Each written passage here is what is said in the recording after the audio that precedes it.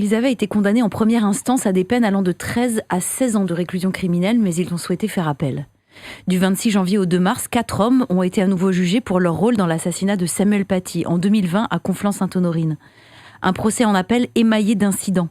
L'un d'entre eux, notamment, est suffisamment rare pour être souligné. Au cours du procès, 2 magistrates qui siégeaient depuis le début de l'audience ont finalement été récusés et remplacés.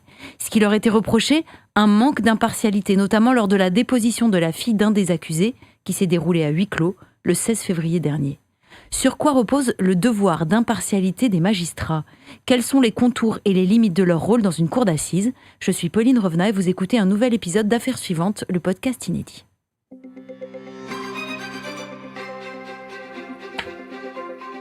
Elisa Fernandez, bonjour, vous êtes journaliste police-justice à bfmtv.com. Bonjour. Manon Lefebvre, bonjour, vous êtes la secrétaire nationale du syndicat de la magistrature. Merci d'être avec nous. Et dans un instant, nous reviendrons avec vous sur ce devoir d'impartialité qui incombe aux magistrats. Mais tout d'abord, Elisa, on va revenir sur ce drame à l'origine de ce procès. Le 16 octobre 2020, Samuel Paty est tué par un islamiste tchétchène. Oui, ce professeur d'histoire-géographie est assassiné à l'arme blanche et décapité alors qu'il se trouve aux abords de l'établissement dans lequel il enseigne, le collège du Bois d'Aulne, à Conflans-Sainte-Honorine, dans les Yvelines. Alors, pour comprendre un petit peu les racines de ce drame, il faut remonter 10 jours auparavant. Et tout démarre avec le mensonge d'une élève de 13 ans, la fille de Brahim Chnina, qui est donc l'un des accusés. Cette jeune fille avait en effet affirmé que le professeur avait discriminé des élèves musulmans lors d'un cours sur la liberté d'expression, cours durant lequel il avait présenté une caricature de Mahomet. Il s'est finalement avéré que l'adolescente n'avait pas assisté au cours en question. Oui, d'ailleurs, plusieurs élèves qui, eux, y ont assisté expliquent que le professeur avait simplement proposé à ceux qu'il souhaitait soit de sortir de la salle, soit de baisser les yeux, sans mentionner spécifiquement des élèves musulmans. D'autres, au contraire, diront que le professeur a bel et bien employé ces mots. Quoi qu'il en soit, le mensonge de la jeune fille a largement été relayé sur les réseaux sociaux, à la fois par son père, mais aussi par un prédicateur islamiste, Abdelhakim Sefrioui. Tous deux sont donc accusés d'avoir joué un grand rôle dans le passage à l'acte de l'assaillant, Anzorov, qui pour sa part a été abattu par la police dans la foulée de l'assassinat. En première instance, 8 personnes sont renvoyées devant la justice. Et toutes ces personnes, elles sont soupçonnées, donc on l'a dit, d'avoir joué un rôle plus ou moins important dans l'assassinat de Samuel Paty. Tous écopent finalement de peines allant d'1 an à 16 ans d'emprisonnement. 4 d'entre eux vont faire appel. Tout d'abord, 2 amis et complices présumés de l'assassin de Samuel Paty, mais aussi Brahim Chnina, le père de l'élève donc qui a menti sur le cours auquel elle n'a pas assisté. 13 ans de réclusion criminelle à l'encontre de Brahim Chnina. Et enfin, Abdelhakim Sefrioui, le prédicateur islamiste, 15 ans de réclusion criminelle en première instance. Dès l'ouverture de leur procès en appel le 26 janvier dernier, les 4 accusés ont sans surprise à nouveau contesté les faits qui leur étaient reprochés devant la cour d'assises d'appel spéciale de Paris. Brahim Chnina, lui, il a présenté ses excuses tout en déclarant qu'il ne reconnaissait pas les faits. Quant à Abdelhakim Sefrioui, il s'est dit, je cite, totalement innocent. Alors Manon Lefebvre, on le rappelle, ce second procès s'est ouvert devant la cour d'assises spéciale. Ce ne sont pas des jurés qui composent cette cour, mais uniquement des magistrats professionnels. Alors pour commencer, est-ce que vous pouvez nous rappeler quel est le rôle de ces magistrats qui siègent aux côtés du président lors de ce genre de procès ? Oui, c'est une composition particulière qui s'applique parce qu'on est dans une affaire de terrorisme. Normalement, une cour d'assises, il y a 3 magistrats professionnels et des jurés populaires, même si c'est une composition qui tend à disparaître avec les nombreuses réformes qui sont intervenues. Vous avez le président d'assises qui mène les débats, qui a la présidence de l'audience, avec des pouvoirs en fait assez larges dans l'organisation de l'audience, dans ce qui... Il peut faire intervenir des gens, faire entendre des gens. Et là, dans ce cas-là, la question de la récusation de ces 2 assesseurs. Et donc, il y a les assesseurs qui accompagnent ce président et qui vont délibérer avec ce président. Tout le monde est à part égale, pour le coup, lorsqu'on délibère. Et ce sont eux qui vont juger, décider in fine de ce que va devenir cette affaire, qui est coupable, non coupable, les peines prononcées. C'est une collégialité de magistrats. C'est comme une audience correctionnelle qu'on voit classiquement le plus souvent. C'est juste qu'elle est un peu élargie et elle a une composition spéciale en raison de la nature de l'infraction des infractions qui étaient reprochées. Elisa, on revient sur le déroulé de ce procès en appel dans l'affaire Samuel Paty. Et le moins qu'on puisse dire, c'est que l'audience a été émaillée d'incidents. Et à commencer par la stratégie très offensive opérée par l'un des avocats de la défense, maître Francis Vuillemin, qui défendait Abdelhakim Sefrioui. En fait, il estimait qu'il existe un tabou autour du fait que le professeur discriminait les élèves musulmans, et c'est la ligne qu'il a choisi d'adopter tout au long du procès. Cette stratégie, elle a suscité la controverse. Pour la famille de Samuel Paty, au contraire, le cours dispensé par l'enseignant n'avait rien de discriminant, d'autant que ce dernier était très curieux des religions. C'est en tout cas ce que dit sa sœur Gaëlle Paty, comme elle l'a précisé alors qu'elle était invitée de BFM TV fin janvier. Pour expliquer cette stratégie assez brutale, l'avocat a déclaré qu'il voulait tout simplement faire comprendre à la cour que le comportement de son client pouvait se justifier par un sentiment d'islamophobie qu'il a pu ressentir. Second incident et pas des moindres, la composition de la cour a changé au cours du procès. Exactement, à la surprise générale, 2 magistrates qui siégeaient depuis le début du procès ont été récusées, c'est-à-dire qu'elles en ont été écartées puis qu'elles ont été remplacées. Il s'agissait d'une magistrate titulaire et d'une suppléante. Ces récusations, elles font suite à la déposition de la fille de Brahim Chnina, donc on l'a dit, la jeune fille dont le mensonge a déclenché toute une campagne de haine à l'encontre de Samuel Paty. Celle-ci a été entendue à huis clos le 16 février dernier. Et si on ne connaît pas précisément la teneur des débats puisqu'il y avait ce huis clos, plusieurs avocats de la défense ont soutenu que les 2 magistrates en question avaient manqué à leur devoir d'impartialité en formulant des remarques qui pourraient laisser apparaître leur opinion. Et la Cour, elle est finalement allée dans le sens de la défense en prononçant cette récusation des assesseuses. Alors Manon Lefebvre, on l'a dit, il a été admis que ces 2 magistrates avaient manqué à leur devoir d'impartialité. Alors tout d'abord, est-ce que c'est courant de voir 2 magistrats récusés ? C'est extrêmement exceptionnel. J'ai pas de chiffres, mais en réalité, c'est vraiment c'est très particulier. C'est-à-dire que les cas d'impartialité qu'on connaît le plus souvent, et ça arrive régulièrement, c'est l'impartialité la plus courante, c'est on est en lien avec une personne dans le procès, que ce soit la partie civile, que ce soit l'accusé, le mis en cause. Et donc, nous, on se déporte de l'affaire puisque notre impartialité peut être discutée. Et puis après, il y a les impartialités qu'on appelle subjectives, et ce terme est un peu discutable. C'est la part du juge, la part de biais du juge, mais qui est inévitable lorsque la justice est humaine. Et en l'occurrence, c'est cette partie-là de ce que j'ai compris, parce que, encore une fois, je ne suis pas dans ce dossier et j'étais pas à l'audience, mais de ce que j'ai pu lire, en tout cas des comptes rendus de presse, c'est que leurs questions apparaissaient orientées. Et en réalité, lorsque ça arrive comme ça, et c'est tellement rare que on s'est interrogé sur la procédure qui a permis d'écarter ces 2 magistrates. Et en fait, c'est sur la base d'un article du Code de procédure pénale qui impose l'impartialité des personnes qui posent les questions, que ce soit les jurés ou les assesseurs. Les jurés deviennent assesseurs.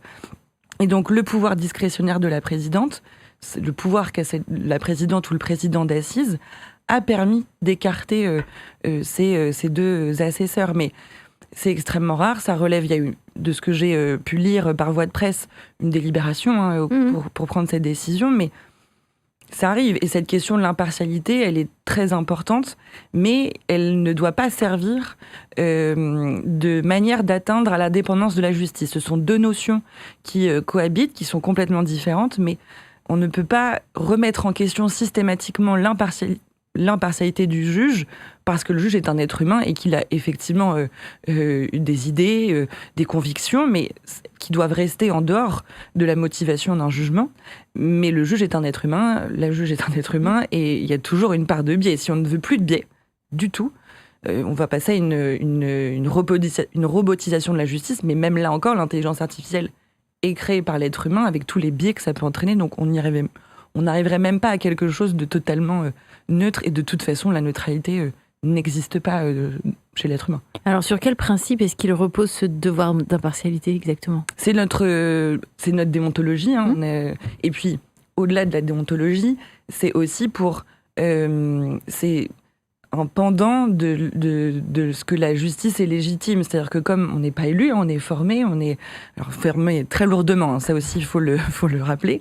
Être impartial, c'est aussi instaurer une confiance avec le justiciable en ce que vous ne serez pas jugé sur ce que vous êtes, mais sur ce que vous avez fait. Nous jugeons des infractions commises par des êtres humains, mais nous jugeons des infractions. Ce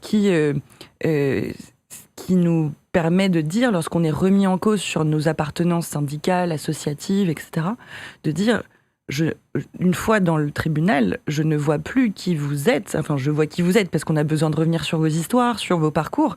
Mais par contre, ce que je suis moi à l'extérieur, ce que vous êtes à l'extérieur, c'est parce que je vais regarder, c'est si l'infraction est caractérisée.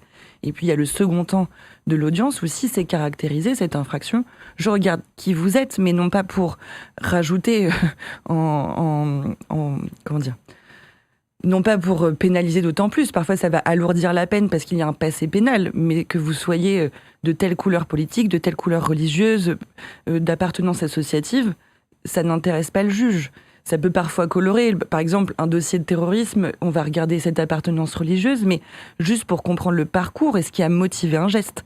Et c'est vraiment une distinction qu'il faut bien saisir et chercher la neutralité des magistrats, ça peut être en réalité très dangereux, puisque ça peut laisser craindre aux magistrats de prendre des décisions qui pourraient être mal interprétées, et le justiciable doit être lui parfaitement conscient que ce sont des êtres humains qui jugent, et qu'on ne peut pas devenir un robot quand on rentre dans une salle d'audience.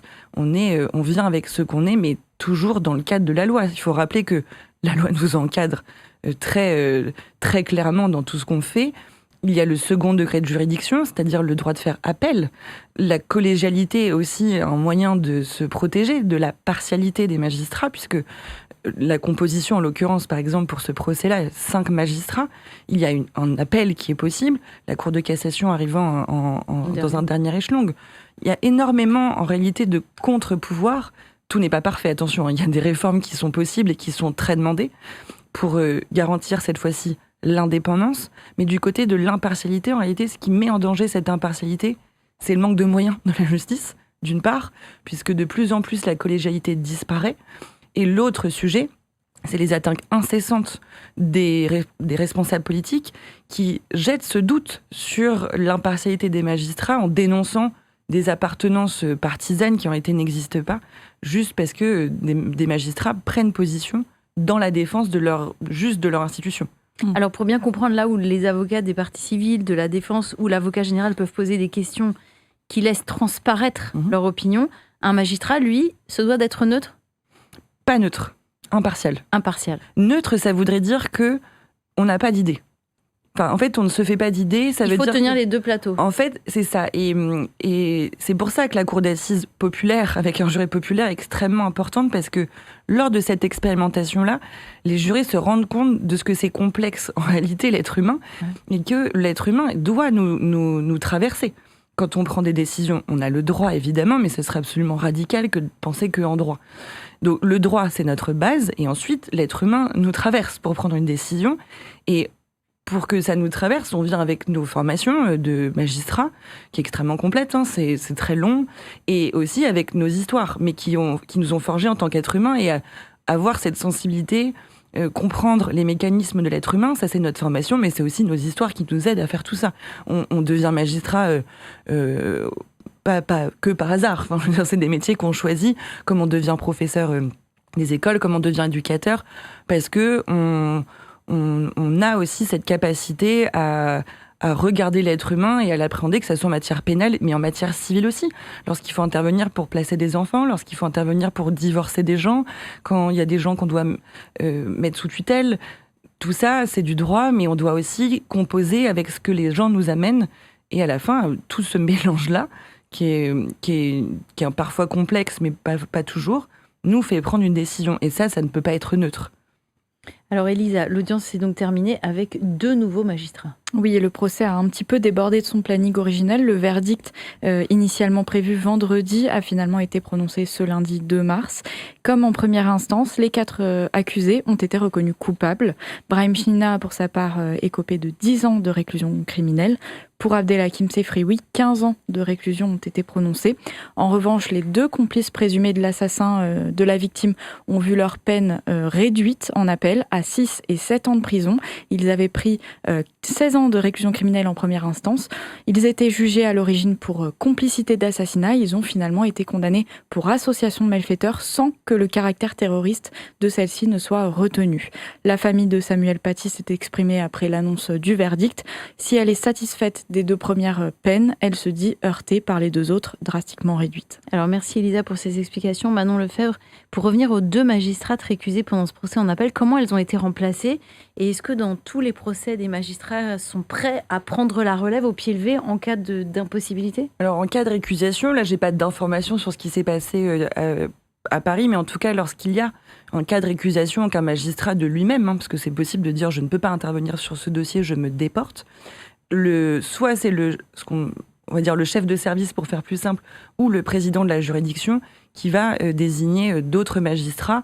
Dans les grosses juridictions, il y a ce qu'on appelle des juges bibliothèques qui sont prévus pour remplacer les magistrats, même parfois en cas d'indisponibilité pour des raisons médicales, d'urgence familiale. Et dans ce cas-là, on va désigner d'autres magistrats qui vont remplacer ces magistrats qui n'ont pas pu être en état de prendre cette audience. Et dans ces cas-là, est-ce qu'ils ont suivi le dossier depuis le départ ou ils découvrent en arrivant au moment où... Alors, la plupart du temps, en fait, tout ça arrive en amont de l'audience. C'est-à-dire que, par exemple, un collègue va à cette audience, se rend compte dans le rôle, c'est-à-dire le document dans lequel il y a tous les dossiers de la journée, il a par exemple été, à un autre moment, juge d'instruction ou juge des libertés de la détention dans ce dossier. Il ne peut donc pas intervenir dans ce dossier puisqu'il est déjà intervenu à un autre titre. Et donc en amont, il dit « je ne peux pas être dans ce dossier ». Et parfois, il reste dans l'audience, et au moment où le dossier arrive, il sort de l'audience, un autre magistrat le remplace, et ce magistrat reviendra pour les dossiers suivants. Donc en fait, on s'en rend compte la plupart du temps en amont, c'est la majeure partie des cas. Ce mis en cause est mon cousin.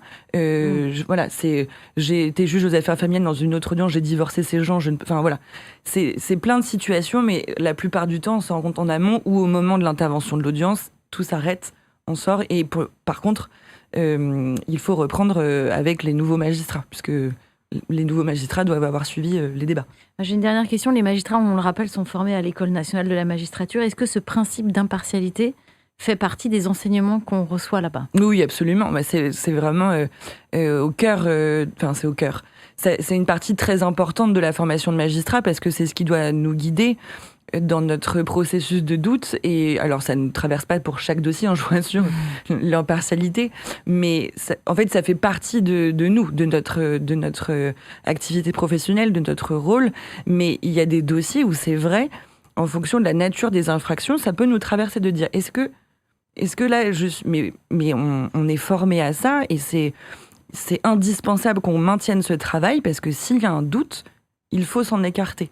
Mais ça peut pas être parce que je suis sensible à telle question, parce que c'est pas une raison de ça me dérange. Parce que si ça dérange, il faut pas être magistrat. C'est-à-dire que si on est heurté par certaines infractions, par plein de choses en réalité qui constituent la société et les humains, c'est compliqué d'être magistrat.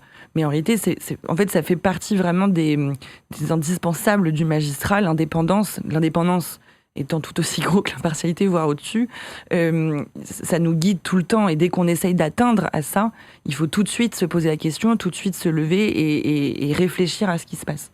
C'est vraiment deux choses essentielles quand on est magistrat, l'indépendance et l'impartialité. Deux boussoles. Merci beaucoup Manon Lefebvre pour votre éclairage et votre participation. Vous pouvez retrouver cet épisode et tous les autres sur bfmtv.com et les plateformes de streaming.